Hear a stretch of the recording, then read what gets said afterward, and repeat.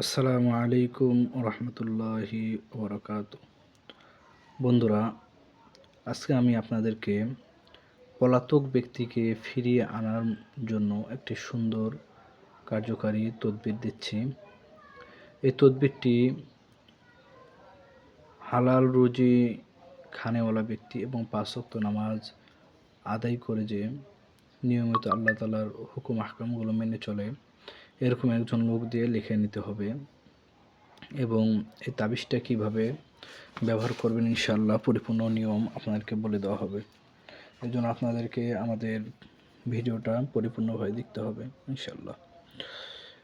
যদি কারো চাকর বা ছেলে মেয়ে অথবা পালিত পুত্র অথবা যদি কেউ হারিয়ে যায় বা নিরুদ্দেশ হয়ে যায়, খোঁজ খবর পাওয়া যাচ্ছে না,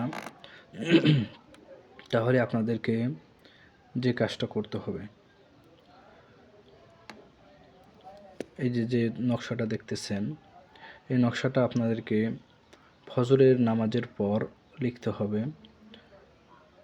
তাবিজটা আপনারা কিভাবে লিখবেন ইনশাআল্লাহ পরিপূর্ণ নিয়মটা বলে দিচ্ছি।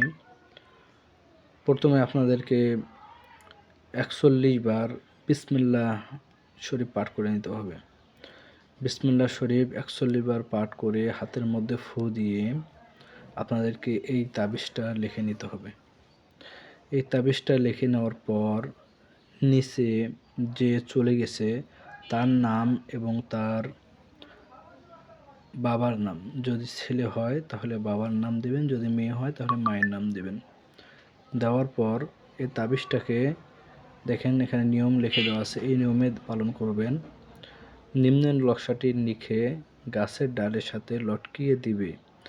এটি যখন বাতাসে ঝুলতে থাকবে তখন পলাতক ব্যক্তি আপনি ফিরে আসবে।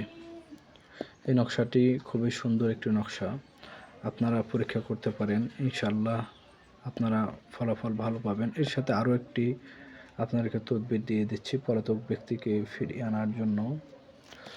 দেখুন এখানে আরেকটি নকশা দিয়ে দিচ্ছি। এই আমলটি করলে পলাতক ব্যক্তি কোথায় আছে বা কোথাও লুকিয়ে আছে কিনা আপনারা স্বপ্নে দেখতে পারবেন। ঈশার নামাজ আদায় করার পর নিম্নে আয়াতটি 1000 বার পাঠ করবে, ইনশাআল্লাহ পলাতক ব্যক্তি ফিরে আসবে অথবা তার সন্ধান পাবে। আয়াতটি দেখেন, আলাম তা'লাম আন্নাল্লাহা ইয়া'লামু মা ফিস সামাওয়াতি ওয়াল আরদি ইন্না যালিকা আলাল্লাহি ইয়াসির। এই আমলটি করলে অনেক সময় রাতে আমলটি করার পর আপনারা অনেক সময় স্বপ্নের ভিতরে দেখতে পারবেন যে কোথায় আছে এই লোকটি ইনশাআল্লাহ। তাহলে আজকের এই ভিডিওর মাধ্যমে আপনাদেরকে যে আমলটি দেওয়া হলো, এই আমলটি করলে ইনশাআল্লাহ আপনারা ভালো ফায়দা পাবেন।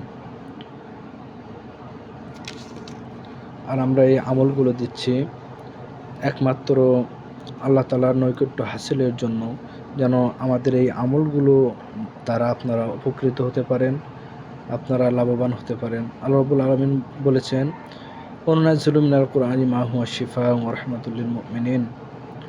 আল্লাহ রাব্বুল আলামিন এই আয়াতের মধ্যে বলেছে, আল্লাহ রাব্বুল আলামিন কোরআনের মধ্যে এমন কিছু বিষয় নাজিল করেছে যেগুলো রোগের জন্য শেফা। হ্যাঁ, শুধু রোগ তো মানুষের এক প্রকার হয় না, রোগ অনেক প্রকার হয়। এটাও একটা রোগ, এটাও একটা সমস্যা মানেই রোগ। যাই হোক, আপনারা এই তদবিরগুলো প্রয়োগ করেন, আল্লাহ তাআলা কোরআনী তদবির ইনশাআল্লাহ ভালো ফলাফল পাবেন। আসসালামু আলাইকুম ওয়া রাহমাতুল্লাহ।